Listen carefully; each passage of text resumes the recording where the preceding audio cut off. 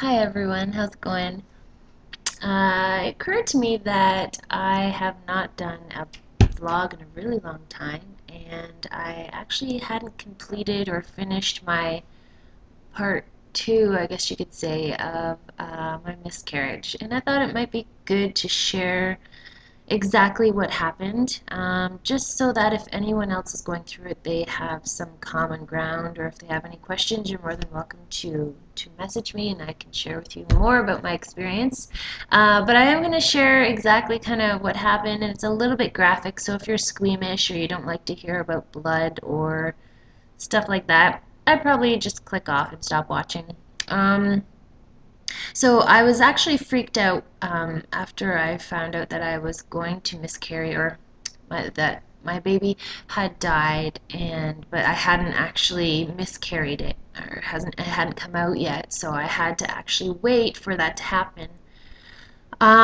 2 weeks after I found out was basically when my husband and my son and I were going to Colombia for my first time, and I was freaked out because I didn't want to have a miscarriage there. Like, what if something happened where I was still bleeding? And um, I didn't know, like, even if I had the miscarriage, naturally, would I still be bleeding? And what are the complications? And so I was considering doing a D&C where they kind of take everything out, but then there's complications with that as well. You know, there could be tearing or ripping, or they could, like, poke something and rip it that they're not supposed to, and then you can't have children anymore at all. And that whole idea freaked me out, and they tell you in the hospital what those risks are.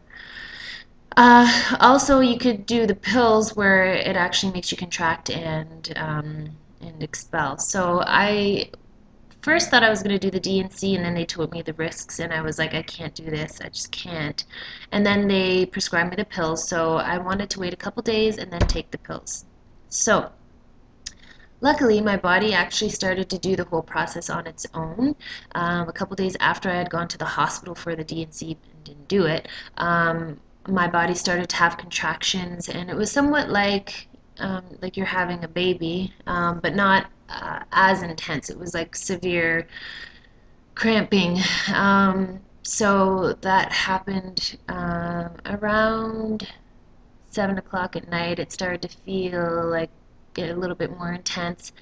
And then around at 8 o'clock at night, I went to the washroom, and a huge gush of blood and blood clots came out, and like a lot of blood, and it basically filled the toilet, and it was splattered all over, and it was pretty gross. So that happened, and I thought, oh, okay, I think I just had the miscarriage, and so I went back into bed, and I said, I think it just happened, and I hugged my husband and cried a little bit, and no, that wasn't it.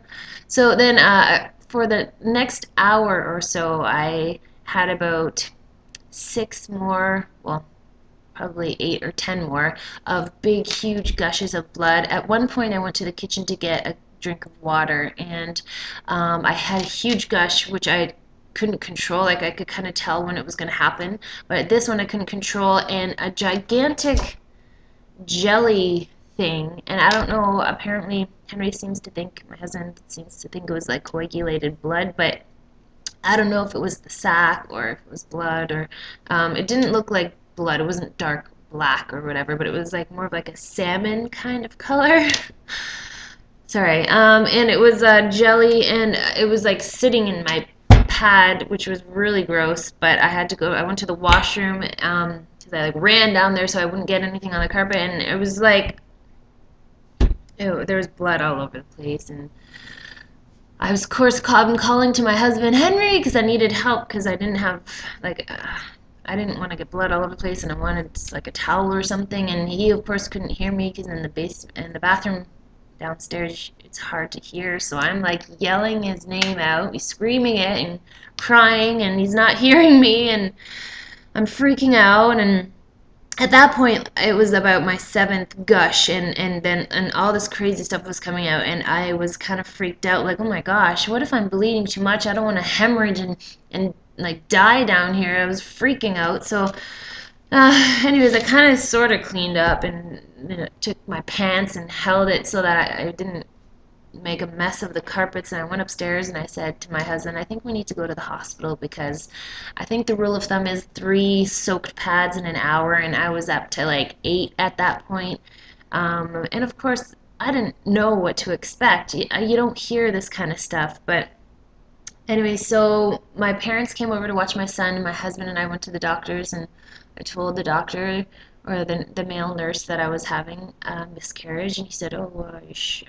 Okay, and are you sure?" And I was like, "Oh yeah, I already know that the baby died, and I was just waiting for this to happen." He's like, "Okay." Luckily, it wasn't busy.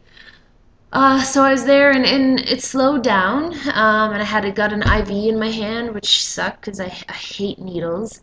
And I just kind of sat there, and eventually it kind of slowed down on its own, and the doctor checked it out, made sure everything was out, and sure enough, it was. So it was a long night, and we went home, and I was exhausted.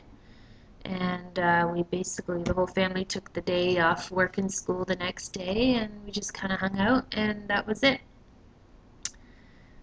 Since then, I've had my first period, and my body seems to be working well, and I'm really proud of my body, for getting through that because it's hard. And I always thought of the mental aspect of a miscarriage, but I never really thought of the physical aspect, and it's a lot. It's a lot. But I'm proud of my body for doing what it had to do, and I'm glad that's over with. I know I said that I really wanted to have another child, but I don't know. I do, but I don't know. I don't know if I'm ready. I feel bad, right? Because I want my son to have a brother or a sister, but I don't know. Anyways, so that's my story. If you want to message me and talk because you're going through the same thing, I'd be happy to talk. All the best to all of you, and have a great day.